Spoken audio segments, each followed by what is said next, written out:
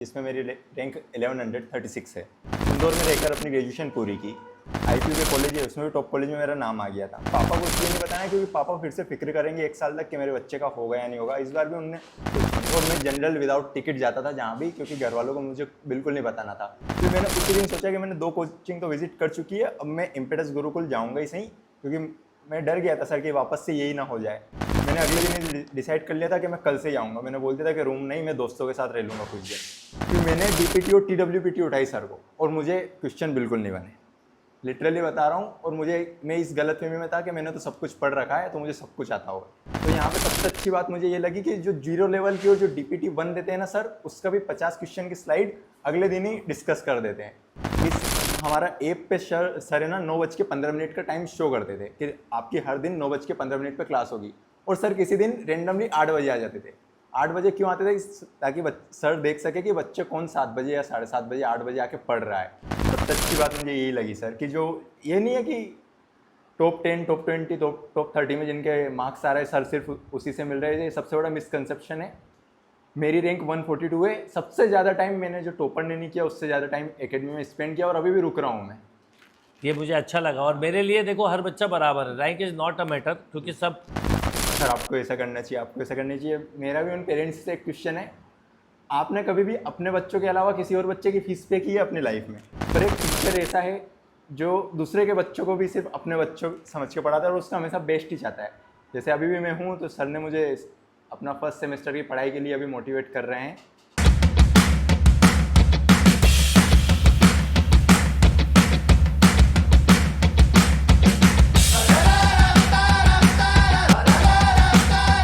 चलिए निमसेट के एक और टॉपर से मिलते हैं, किशन से, जो कि जिनकी ऑल इंडिया रैंक 142 है। तो किशन, सबसे पहले तो ऑल इंडिया 142 रैंक के लिए ढेर सारी शुभकामनाएं। Thank you. किशन एमपी से ही हैं। तो किशन, जो आपकी इंटायर जर्नी है, सबसे पहले तो मैं जानना चाहूँगा, क्योंकि लाइफ में बहुत स्ट्रगल भी किया, अपने सपनों को पूरा करने के लिए कहीं ना कहीं घर वालों को भी बहुत सारी चीज़ें पता नहीं थी। ये किशन ही बताएगा तो ज़्यादा अच्छा लगेगा। तो इसकी सक्सेस जर्नी को मैंने देखा है बहुत ही क्लोजली। तो किशन, आप ज़रा एक्सप्लेन करो, फिर मैं आपसे कुछ पूछता हूँ। सर मैं अभी तो मेरी रैंक 142 है, पर मैंने लास्ट टाइम भी एग्ज़ाम दिया था निमसेट का, जिसमें मेरी रैंक 1136 है। सर उस टाइम पे मैंने 2023 में मेरी ग्रेजुएशन कंप्लीट हुई थी, तो मैंने इंदौर में रहकर अपनी ग्रेजुएशन पूरी की। वहाँ पर सर मैंने अधिकतर बच्चों को सेल्फ स्टडी करते हुए देखा था लाइब्रेरी से। जैसे आईआईटी की कोचिंग्स के बच्चे थे, नीट की प्रिपरेशन करते थे, यूपीएससी एमपीपीएससी। तो मुझे भी ऐसा लगा कि मैं अपनी जो निमसेट की प्रिपरेशन है वो ऑफलाइन, मतलब लाइब्रेरी सेल्फ स्टडी से कर सकता हूँ। उसके लिए मैंने आउट ऑफ एमपी से एक कोचिंग है, वहाँ की टेस्ट सीरीज़ भी खरीदी थी।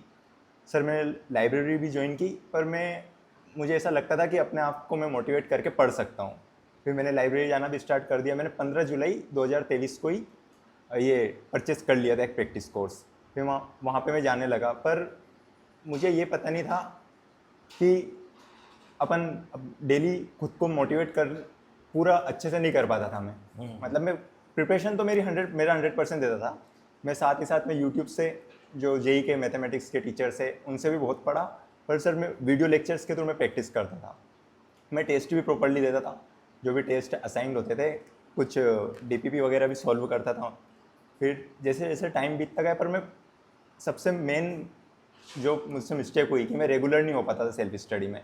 मैं 1-2 दिन, मतलब 1 दिन मोटिवेट रहता था, 2 दिन मोटिवेट रहता था, फिर से वही शेड्यूल की वो डेली रूटीन बिगड़ जाता था उसमें। तो ऐसे ऐसे टाइम बीतता गया, और इंदौर जहाँ मेरी लाइब्रेरी थी वहाँ और भी बहुत सी कोचिंग के मल्टीपल्स बच्चे आते थे, तो उनसे भी डिस्टर्बेंस, मतलब उनके साथ भी मिलना जुलना होने लगा था। कुछ टाइम के बाद हम चाय के लिए जाते थे वहाँ पे, तो वहाँ पे भी बहुत ज़्यादा टाइम वेस्ट करता था। उस टाइम पे मुझे पता नहीं चलता था, पर लास्ट के डे के पूरे नाइट के समय में सोचता था कि हाँ मैंने आज इतना टाइम पास किया और इतना टाइम वेस्ट किया, इतना ही पढ़ा। पर फिर भी मैं अगले दिन वही गलती कि हाँ लाइब्रेरी वापस, किसी कोचिंग के बारे में नहीं सोचा मैंने।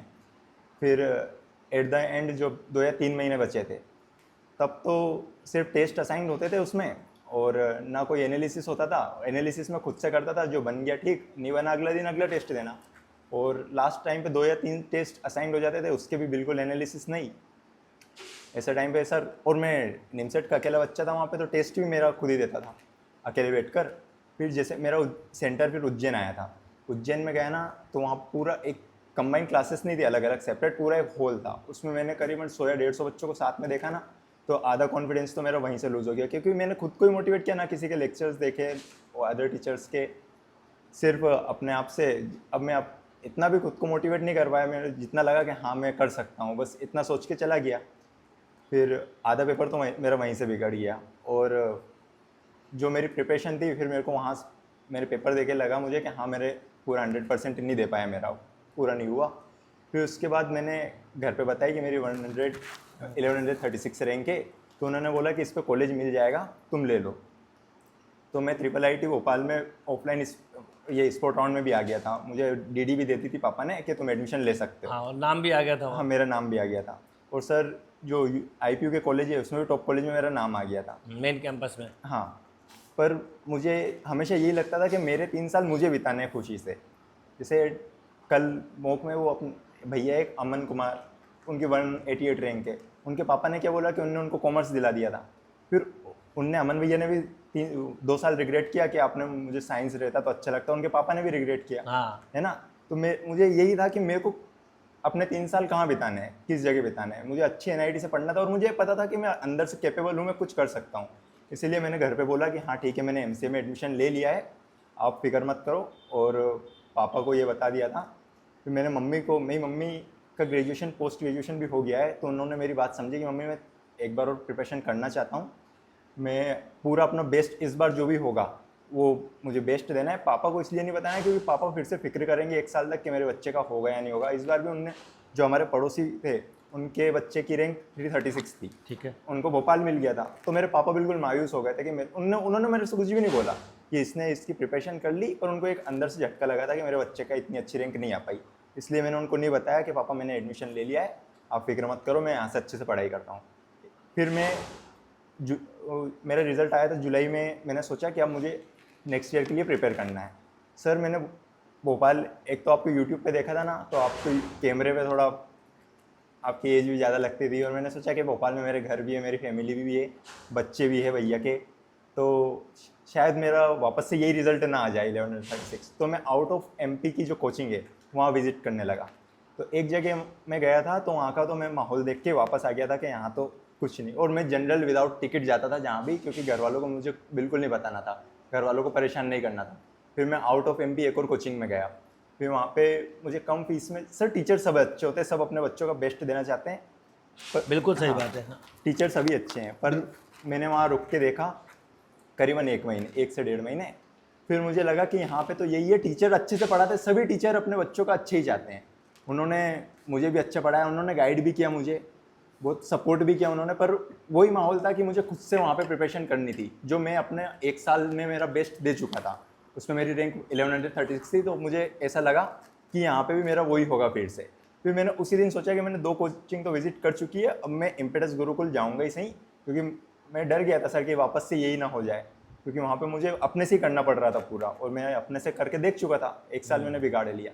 फिर मैं आपसे मिला, ट्रेन से आया था आपके पास, आपको देख के एक चीज़ तो आपकी पर्सनैलिटी देख के मैं वो हैरान हो गया पूरा कि सर ऑफलाइन कैसे दिखते हैं और ऑनलाइन कैसे दिखते हैं, है ना। फिर मैंने एक 50% मन तो वहाँ से चेंज हो गया था कि हाँ वहाँ से यहाँ तो आना है अब। फिर आपने मेरे को समझाया, पूरी मेरी बातें सुनी, मैंने आपको पूरी रियलिटी बताई कि सर ऐसा ऐसा है। फिर आपने तो मुझे 5 दिन का टाइम दिया था। मैंने आप कल एक भैया थे, ऑर्फन थे वो शायद, उन्होंने बोला कि सर कोई आपके पास बच्चा आए तो आपको फ़ीस कम करनी चाहिए। तो मेरा नाम किशन जायसवाल है, मेरे पापा भी अच्छे, हमारी खेतीबाड़ी का काम है, मेरे पापा फार्मर है, ऐसी कोई प्रॉब्लम नहीं थी। पर मैंने सर को बताया कि सर मैं फ़ीस अफोर्ड नहीं कर सकता इतनी ज़्यादा, क्योंकि मेरे साथ ये प्रॉब्लम है, मैंने घर पे भी नहीं बताया। तो सर ने मुझसे एक बात बोली थी कि ऐसा तो बेटा हर बच्चा बोल देगा कि मैं सुबह 7 से लेकर 9 बजे तक पूरे डेडिकेशन के साथ पढ़ूंगा, अच्छे से पढ़ूंगा, पूरा टाइम आपका सुनूंगा, ये तो सब बच्चा बोलेगा, तो मैं स्टार्टिंग में कैसे ट्रस्ट कर पाऊँ। तुम रुको 1 महीना, और अभी तुम कुछ अपने से जितना हो सके उतना फ़ीस पेमेंट करो। तो मैंने अवार्ड सेरेमनी के 1 दिन पहले जितने की कपड़ों की शॉपिंग की थी ना सर, उतने ही पैसे मैंने जमा किए थे बस। उसके बाद मैं सर से सुबह 7 बजे से लेकर रात को 9 बजे तक, 10 बजे तक सर के साथ ही रहता था। सर ने मुझे पूरा देखा, और बिल्कुल उसके बाद मुझसे कभी भी फ़ीस की बात भी नहीं की। तो ये तो पूरी गलत ही बात है कि सर, कोई बच्चा सर के पास आता है, उससे अपनी फ़ीस के मेजर प्रॉब्लम बताता है तो वो नहीं सुनता। मैं तो बिल्कुल नया था और मेरी इतनी अच्छी भी रैंक नहीं थी कि 700 800, तो सर सोचे कि हाँ इसको स्कॉलरशिप दे देनी चाहिए। मेरी 1136 रैंक थी, फिर भी सर ने मेरी पूरी बात सुनी, मुझे वहाँ पे बहुत खुशी हुई। फिर मैं आपने मुझे 5 दिन का टाइम दिया था कि बेटा तू रुक देख, फिर आपने मुझे क्लासरूम भी दिखाया था और आपने बोला था कि तू पहले रूम देख और 5 दिन रुक और फिर तेरा मन हो तो तू आना, ऐसी कोई वो ज़बरदस्ती नहीं है। मैंने अगले दिन ही डिसाइड कर लिया था कि मैं कल से ही आऊँगा। मैंने बोल दिया था कि रूम नहीं, मैं दोस्तों के साथ रह लूँगा कुछ दिन। मैं वापस से आउट ऑफ एमपी गया, वहाँ से अपना सामान पैक किया उसी रात को और सुबह इम्पेटस गुरुकुल्स में आ गया था। और सामान भी मैं मेरे रूम पे नहीं लेके गया, मैं कोचिंग में ही ले आया था कि सर मैं आ गया हूँ, मुझे कल से ही ज्वाइन करना है। तो फिर मैंने मेरे दोस्तों के रूम पे सामान रखा, घर पे भी नहीं जा सका, मेरे घर यहीं पे भैया के, वहाँ पे नहीं गया, दोस्तों के यहाँ गया कि हाँ मेरा हो गया सब, इम्पेटस में मेरा एडमिशन है। तो बिल्कुल माइनर सी मैं बोल रहा हूँ ना, ये जितने मैंने आउटफिट कपड़े लिए थे उतने ही पैसे दिए हैं यहाँ पे, और अगले दिन से कोचिंग ज्वाइन कर ली। ये सामने वाला हॉल है सर, आपसे मिलके यहाँ पे बैठ गया। फिर मुझे अभी तो कुछ दिक्कत नहीं थी। फिर मैंने 1 जनवरी को पास में एक हॉस्टल है, उसमें मैं रहने लग गया था। हाँ। फिर सर सुबह मैंने आपसे एक बात बोली थी कि मैं अपना 100% दूंगा और पूरे डेडिकेशन के साथ आप जो भी बोलोगे उस हिसाब से पढ़ूंगा। अब सब मैं सुबह 7 या 7:30 बजे आने लग जाता था, मैं आके बैठ जाता था। उसके बाद सर सबसे पहले आप क्लासरूम में ही आते हो, देखते हो कि कौन बच्चा आया, मैंने एक मेरी सीट फिक्स कर ली थी। फिर मैंने अपना सब स्टार्ट किया ना, तो मुझे ऐसा लगता था कि मैंने यूट्यूब से कोटा के बड़े बड़े फैकल्टी से पढ़ा तो मुझे सब आता है। सिर्फ मैंने सेल्फ स्टडी की थी, कुछ ना कुछ गलतियाँ हो गई थी, प्रॉपर टेस्ट नहीं दिए थे या फिर घबरा गया था, इस वजह से मेरी रैंक नहीं आई। फिर मैंने डीपीटी और टीडब्ल्यूपीटी उठाई सर को, और मुझे क्वेश्चन बिल्कुल नहीं बने, लिटरली बता रहा हूँ। और मैं इस गलतफहमी में था कि मैंने तो सब कुछ पढ़ रखा है तो मुझे सब कुछ आता होगा। और फिर मैंने डीपीटी देखा, तो फिर मैं सर से मिला कि सर ऐसा है, मुझे क्वेश्चन नहीं बन रहे हैं। तो सर ने बोला कि ये डीपीटी है ना, ये बहुत पहले से जो टॉपर बच्चा है जो निकलता है ना यहाँ से, ये भी यही सबसे पहले यही सॉल्व करता है। तो मैंने डीपीटी उठाई। अब मुझे लगा कि इसमें जो क्वेश्चन नहीं बने उसका क्या करूँ। तो यहाँ पे सबसे अच्छी बात मुझे ये लगी कि जो 0 लेवल की और जो डीपीटी 1 देते हैं ना सर, उसका भी 50 क्वेश्चन की स्लाइड अगले दिन ही डिस्कस कर देते हैं। तो जो डाउट मेरे आते थे वो वहाँ पे 10-15 मिनट में क्लियर हो जाते थे। और सबसे अच्छी बात ये रही कि सर ये बोलते हैं कि जो क्वेश्चन तुम्हें बन जाए तो उसमें से सिर्फ तुम सुनो और अपनी प्रैक्टिस करते रहो, या तो उस टॉपिक, सिर्फ उसी टॉपिक से रिलेटेड। जैसे एलजेब्रा चल रहा है हमारा, एलजेब्रा में मैट्रिक्स डिटरमिनेंट चल रहा है, तो मैट्रिक्स डिटरमिनेंट में जो डीपीपी 1 है उसके जो क्वेश्चन करवाते थे, तो ताकि हमारा टाइम वेस्ट ना हो, जो क्वेश्चन तुम्हारा डाउट है उस पर सर्कल बना लो और उस समय मुझे ध्यान से सुनो, बाकी तुम अपनी प्रैक्टिस करते रहो और तुम सुन भी सकते हो। तो वो उसमें हमारा टाइम वेस्ट बिल्कुल नहीं होता था। फिर डीपीटी 1 के बाद ऐसा नहीं है कि वहाँ पे रुक गए, फिर हमारा जो नेक्स्ट टॉपिक तो चल ही रहा होता है, उसमें फिर सर टीडब्ल्यूपीटी देते हैं। और टीडब्ल्यूपीटी देने का सबसे अच्छा तरीका ये है कि हमारा लंच होता था 1 बजे, 1 से 2 के बीच में हम लंच से फ्री हो जाते थे। तो सर को पता है कि 2 बजे से लेकर 4 बजे तक बच्चे बिल्कुल आलस करेंगे, और सर आके देखते थे तो सब ऐसे करके सोए रहते थे हम। तो उस टाइम पे हमारी 2 बजे से टीडब्ल्यूपीटी स्टार्ट हो जाती। तो टीडब्ल्यूपीटी हम इस तरह से देते हैं, जैसे एक शीट दे देते सर OMR, उसमें 50 मिनट का टाइम रहता था और 50 क्वेश्चन रहते थे। फिर उसका 1 घंटा हम एनालिसिस करते थे। फिर जो क्वेश्चन हमसे बन जाते वो तो ठीक है, पर सबसे मेजर सर ने एक बात बोली थी हमसे कि ये नहीं है कि टफ क्वेश्चन तुमसे नहीं आ रहा है वो कोई बात नहीं, वो किसी से नहीं आएगा, पर जो सिंपल क्वेश्चन है और वो तुम्हें नहीं आ रहा है, तो ऐसा नहीं है कि वो सभी बच्चों से नहीं आएगा, वो सिंपल क्वेश्चन ही तुम्हारी रैंक बहुत पीछे करेगा। और उन्हीं सिंपल क्वेश्चन को तुम्हें एनालिसिस में और जो मेरी क्लास होगी उसमें ध्यान से समझना है। तो टीडब्ल्यूपीटी आज हो जाती है, हमने एनालिसिस भी कर लिया। अगले ही दिन सर उसी टीडब्ल्यूपीटी का एनालिसिस पूरा बोर्ड पे, ऐसा नहीं है कि आपको टीडब्ल्यूपीटी दे दिया, सर बहुत जितना भी मटेरियल देते थे उसका सबका पॉइंट टू पॉइंट एक एक क्वेश्चन का एनालिसिस करवाते थे। फिर अगले दिन 8 बजे आपकी क्लास हो जाती थी। सबसे अच्छी बात ये इस हमारा ऐप पे सर है ना 9:15 का टाइम शो करते थे कि आपकी हर दिन 9:15 पे क्लास होगी, और सर किसी दिन रेंडमली 8 बजे आ जाते थे। 8 बजे क्यों आते थे? ताकि सर देख सके कि बच्चे कौन 7 बजे या 7:30 बजे 8 बजे आके पढ़ रहा है।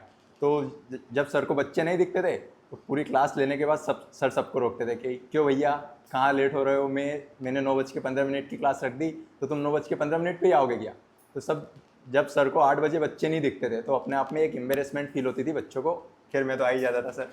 तो तुम तो आ जाते थे। हाँ, तो बच्चे फिर लास्ट में कि यार सर अपने लिए पूरा शेड्यूल उनका चेंज करके 8 बजे आ रहे हैं, बहुत बार तो अपन तो आ ही सकते हैं 8 बजे।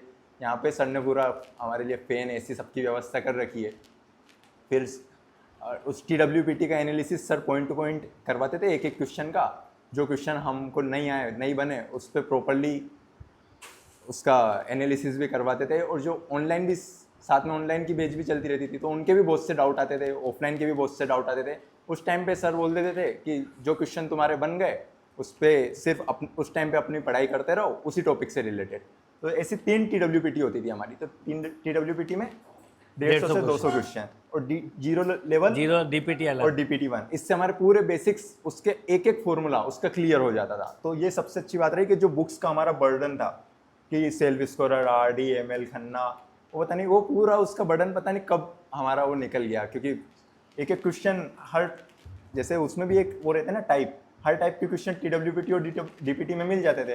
तो हमारा बर्डन पूरा क्लियर हो गया। उनको करने के बाद हम कोई सी भी बुक उठाएं तो करना आसान हो जाती थी। जैसे हम सेल्फ स्कोरर कर लेते, फिर उस वो कभी हो जाए तो RD उठा लेते कभी कभी सर का मटेरियल करने के बाद। तो उससे बहुत वो फ़ायदा हुआ मुझे।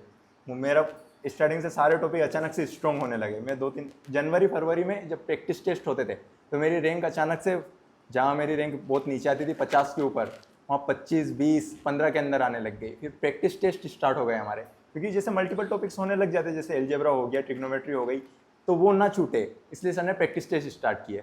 तो प्रैक्टिस टेस्ट स्टार्ट होने से मुझे ये फ़ायदा हुआ कि जो मेरे पुराने टॉपिक्स जो हो गए थे वो वापस से वो उसमें वीकनेस कभी आई नहीं। क्योंकि उसके भी सर जितने भी प्रैक्टिस टेस्ट हुए उसका ऐसा एक टेस्ट नहीं है जिसका एनालिसिस वीडियो सर ने नहीं लिया। सर ने मल्टीपल क्लासेस ली। सुबह आए 8 बजे, जो हमारा रेगुलर का जो सिलेबस चल रहा था पहले उसकी क्लासेस ली, फिर जो प्रैक्टिस टेस्ट हमने दिया सर ने उसका लेक्चर लिया। उसके पूरे एक एक क्वेश्चन, ये नहीं कि ये करवा दिए और बाकी छुड़वा दिए, एक एक क्वेश्चन 1 से लेके 50 तक मैथ का एक एक क्वेश्चन करवाया। उससे मुझे फ़ायदा ये हुआ कि जो सिंपल क्वेश्चन मेरे छूट रहे थे वो स्ट्रॉन्ग होने लगे। जो डिफ़िकल्ट तो सर ने बोल दिया था कि ये तुमसे नहीं बना, मैं डालूंगा ताकि तुम सिलेक्ट कर सको कि 5 क्वेश्चन ऐसे कौन से जो तुम्हें टेस्ट में छोड़ने, जो तुम्हें परेशान करेंगे। वो 5 क्वेश्चन, 5 से 10 क्वेश्चन हमेशा हमें टेस्ट में मिलते थे, पर अटेम्प्ट 30-35 तक जाते थे। तो जो 5 क्वेश्चन सिंपल छूट रहे हैं वो करने में मुझे बहुत फ़ायदा हुआ उससे। फिर से प्रैक्टिस टेस्ट से मेरा कैप्सूल भी स्ट्रॉन्ग होने लगा।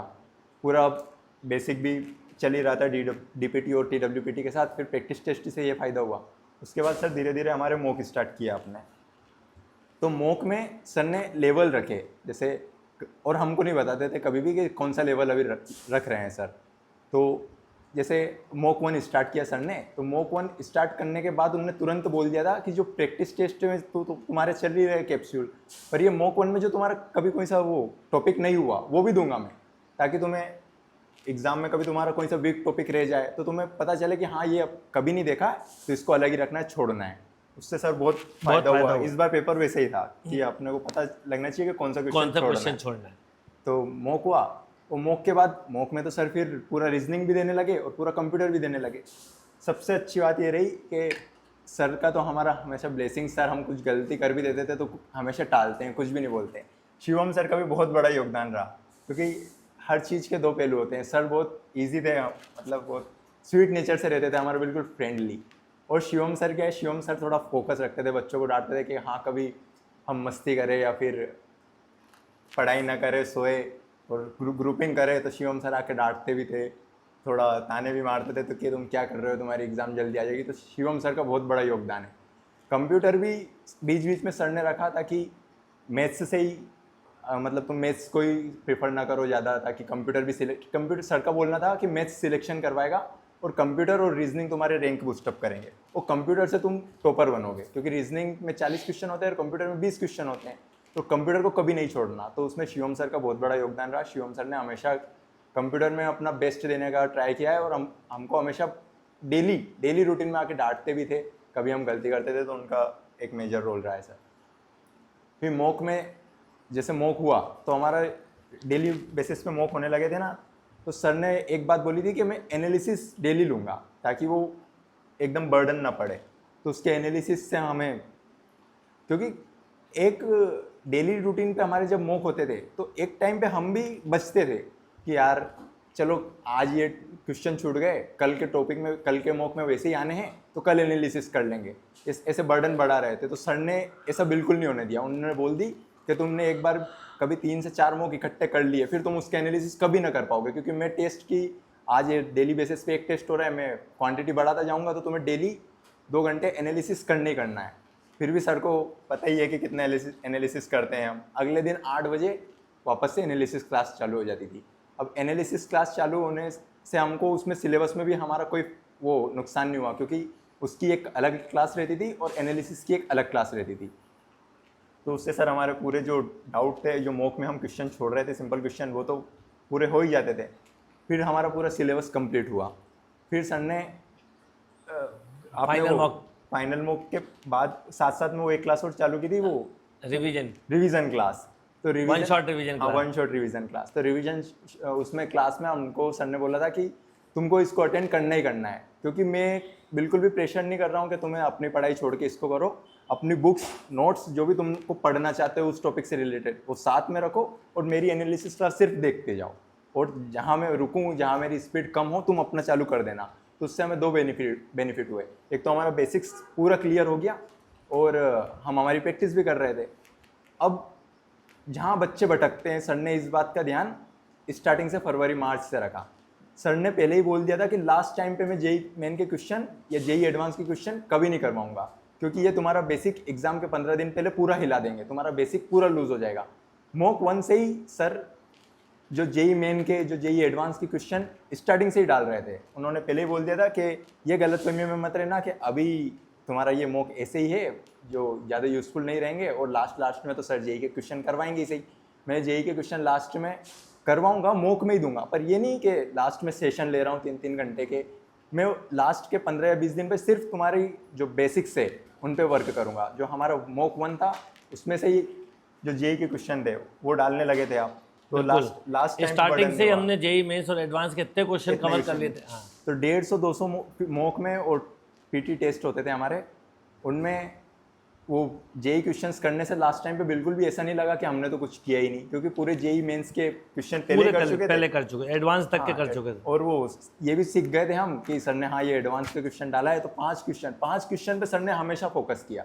जब भी एनालिसिस होता था तो सर हमेशा दिखाते थे कि हाँ ये 1, 2, 3, 4, 5 ये क्वेश्चन तुमने छोड़ दिए तो तुमने स्कोर कर लिया, और इन 5 क्वेश्चन में तुम उलझ गए तो तुम्हारा स्कोर डाउन है। फिर ये जेई मेन के क्वेश्चन करने से ये फ़ायदा ये रहा कि वो जो हमारा स्कोर बढ़ने लगा बाद में, क्योंकि बाद के पेपर इतने लेंदी थे कि पर आदत पड़ गई थी पहले से। तो मॉक के लास्ट मंथ में फिर सर पेपर स्विच करने लग गए थे कि हाँ आज सिंपल पेपर रखना है ताकि हमारा स्कोर 700-800 तक पहुँच सके, तो बच्चों को ये लगे कि कभी सिंपल पेपर आ गया तो हम इतना कर सकते हैं। और सर ने फिर हमारा कॉन्फिडेंस बहुत हाई हो जाता था, हम एनालिसिस करना छोड़ देते थे और चले जाते थे ब्रेक में चाय पीने, और फिर आते थे आराम से रात को 8 बजे। फिर सर ने अगले ही दिन थोड़ा लेंदी पेपर डाल देते, तो हमारा स्कोर आ जाता था 400 से 500 के बीच में। रैंक उसमें भी लगती थी, पर कॉन्फिडेंस जो हम ओवर कॉन्फिडेंट कभी नहीं हुए थे, होने ही नहीं दिया इस बार, ओवर कॉन्फिडेंट हुए ही नहीं। तो उससे फ़ायदा ये हुआ कि डेली एनालिसिस करना कभी ना छोड़े, और सर ने भी एनालिसिस करवाया, तो सबसे ज़्यादा बेनिफिट ये रहा। देखो किशन, आपने बहुत पूरी एकदम इंटायर जर्नी बताई। उसमें एक चीज़, जब आपने सेल्फ स्टडी की, जी सर, उसमें आपने एक तो क्या ओपन सोर्स से पढ़ाई करते हैं तो कई बार हमें पता नहीं होता कि हम सही डायरेक्शन में हैं कि नहीं है। जी सर। फिर उस वजह से 1 साल भी इनफैक्ट निकल गया, फिर आप 1-2 जगह गए भी। ये इम्पिटस का सबसे बड़ा यूएसपी यही है कि मैं पूरे क्वेश्चन जो देता हूँ, बच्चों का यही तो डाउट होता है कि डाउट होंगे कि नहीं, पर मैं ये कहता हूँ कि जब ज्वाइन करोगे तो अपने आप पता चल जाएगा। तो अपन पेपर एनालिसिस देते हैं, क्वेश्चन सॉल्विंग अप्रोच होती है, वो सब चीज़ें मिली हैं। और जो आपने बोला है, ऐसा कोई बच्चा होता ही नहीं जो इम्पिटस आए और इम्पिटस में ना पढ़ सके, और इम्पिटस का एक्सपीरियंस ही थोड़ा डिफरेंट होगा।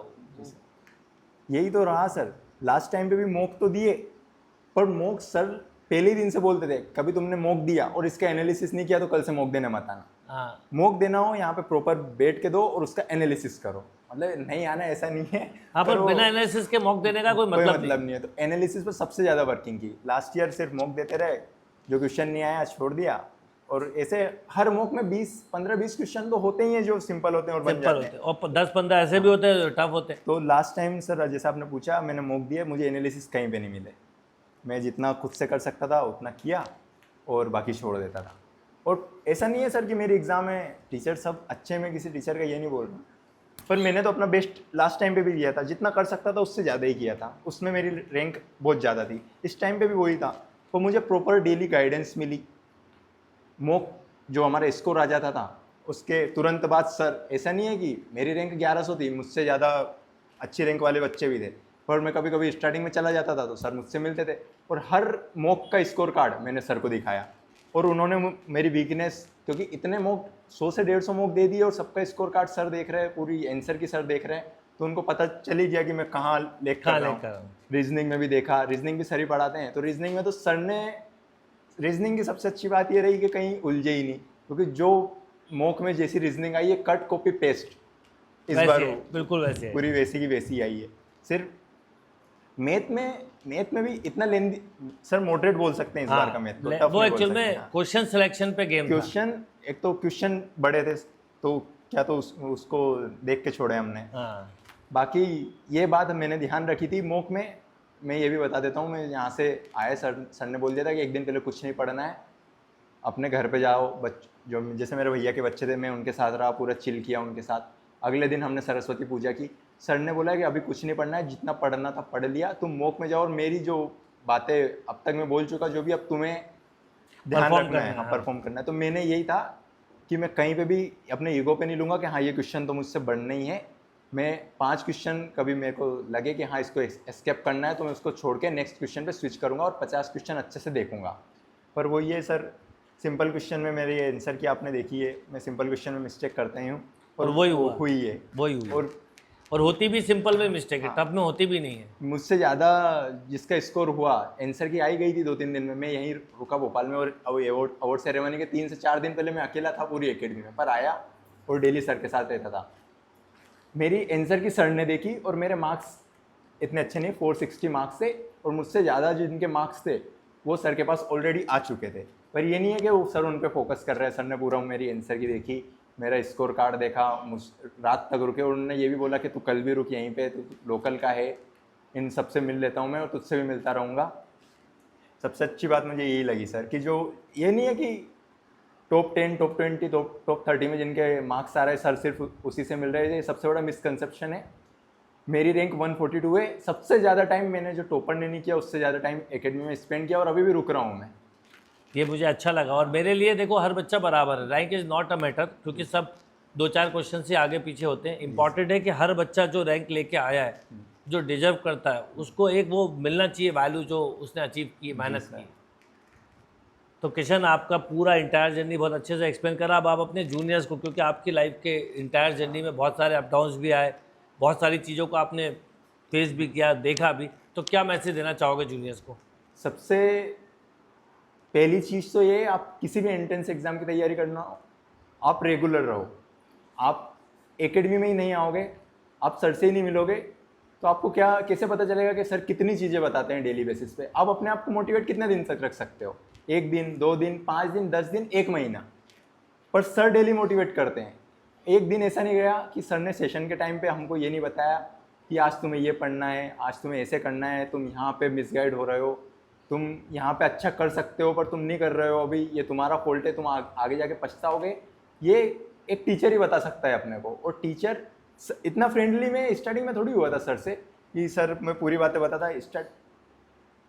अपन भगवान से कभी भी रिस्पेक्ट दे के बात नहीं करते भगवान को कि भगवान आपने ऐसा किया, हे ईश्वर तूने ऐसा क्यों कर दिया, तूने क्यों कर दिया। वो तो भगवान है ना, उनने अपने को बनाया है, सब कुछ ऐसा किया है। तो सर से इतने फ्रेंडली हम एक लेवल के बाद हुए। जैसे अभी ऐसा नहीं है, अपने पापा जब अपने पास आते हैं तो हर बार अपन थोड़ी उठते हैं उनके सामने। सर से ऐसा नेचर हो गया था कि उनको दिखानी नहीं पड़ती है अब कि हाँ सर को रिस्पेक्ट दे रहे हो, एक अंदर से ही वोटा। अपने पिताजी की जगह तो कोई नहीं ले सकता सर लाइफ में सर, पर सर के लिए इतनी रिस्पेक्ट आ गई है कि हाँ जितनी रिस्पेक्ट हम अपने पापा को देते हैं उतनी रिस्पेक्ट सर के लिए। तो मुझे तो ऐसा टीचर कभी नहीं मिला अपनी लाइफ में जितना मैं शरद सर के साथ घुल मिल गया हूँ मात्र 6 महीने में। तो सबसे पहली चीज़ आपको रेगुलर रहना है। रेगुलर आप रहोगे, किसी भी टीचर के गाइडेंस में रहोगे तो आप कभी ना भटकोगे और आप अपने से मतलब अपना दिमाग लगाओगे। वो भी सेल्फ स्टडी वाले बच्चे भी बहुत निकले, पर किसी ना किसी टीचर से आपको जुड़े रहना है। बिल्कुल सही बात। एक अंडर गाइडेंस पढ़ो तो फ़ायदा होता है। क्या होता है, आप सेल्फ स्टडी कर रहे हैं, कई बार बहुत छोटी छोटी चीज़ें हैं जो समझ में नहीं आती। जैसे अब तुमने पेपर एनालिसिस को देख के बहुत सारी चीज़ें समझी कि क्वेश्चन सॉल्विंग का तरीका ये भी हो सकता है, पर जब खुद कर रहे होते हैं तो कई बार हमारी स्टेप ज़्यादा होती हैं, सिलेक्शन, और कोई पीछे से जब बोल रहा होता है, कंटिन्यूसली पुश करता है तो फ़र्क पड़ता है। जैसे प्लेयर खेलता अपनी मेहनत से ही, पर कोच ये काम करता है कि बहुत सारी बारीकियां पकड़ लेता है उसको देखते हुए, और वो चीज़ कहीं ना कहीं काम आती है। इसीलिए तो जब टीम जाती है तो कोच भी साथ में जाता है। कोच क्या कर रहा है, कोच खेल नहीं रहा है, पर वो ये देख रहा है कि कहाँ गड़बड़ कर रहे हो तो अगले मैच में ना करो। जी सर, कल भी बहुत से पेरेंट्स का डाउट आया था कि सर आपको ऐसा करना चाहिए, आपको ऐसा करना चाहिए। मेरा भी उन पेरेंट्स से एक क्वेश्चन है, आपने कभी भी अपने बच्चों के अलावा किसी और बच्चे की फीस पे की है अपनी लाइफ में? सर आपको भी पूछना चाहिए कभी भी। अवार्ड सेरेमनी में मेरा मन तो था, पर मैं वहाँ पे थोड़ा नर्वस भी था। पर एक टीचर ऐसा है जो दूसरे के बच्चों को भी सिर्फ अपने बच्चों समझ के पढ़ाता है और उसका हमेशा बेस्ट ही चाहता है। जैसे अभी भी मैं हूँ तो सर ने मुझे अपना फर्स्ट सेमेस्टर की पढ़ाई के लिए अभी मोटिवेट कर रहे हैं। C++ जो भी लैंग्वेज हमें सीखना है उसके बारे में बता रहे हैं। ऐसा कोई सा भी पेरेंट्स नहीं देखा मैंने आज तक जिसने दूसरे के बच्चों की फ़ी पेमेंट की हो, और अपने बच्चों के साथ साथ। कम होते हैं, बहुत ही रेयर मिलेंगे। जी सर। बिल्कुल सही है। तो किशन, आपसे बात करके बहुत अच्छा लगा। आपकी ये सफलता वो दिख रही है और जो जर्नी है वो भी दिख रही है। अब NIT जाके भी ऐसे ही करना है और बहुत लोगों को आगे बढ़ाना है। केवल मेरा तो यही थॉट है कि ऊपर क्या करा कि ना करा, पर हम कोशिश करें कि अब जैसे मेरे कई स्टूडेंट हैं जो MCA वाले स्टूडेंट की हेल्प करते हैं या कहीं और भी हेल्प करते हैं, तो मैं चाहता हूं कि आप अगर इम्पिटस से जुड़े हैं तो अब ये चीज़ों को आप बढ़ाएं। जी सर। कम से कम खुद के साथ 10 को आगे बढ़ाएं, क्योंकि वो 10 कम से कम अगले 10 को बढ़ाएंगे, यानी 100 हो जाएंगे। 10 से 100, 100 से 1000। वही बात है ना सर, जैसे मैंने आपको बताया, आपको पता ही है कि मेरे घर पे मेरी मम्मी के अलावा किसी को नहीं पता है।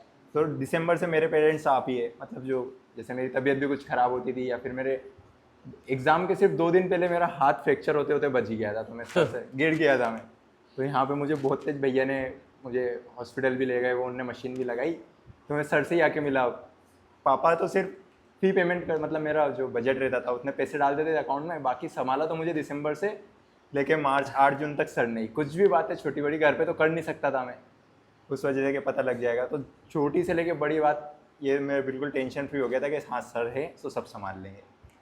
चलो, बहुत अच्छी बात है बेटा। All the best, congratulation, thank you.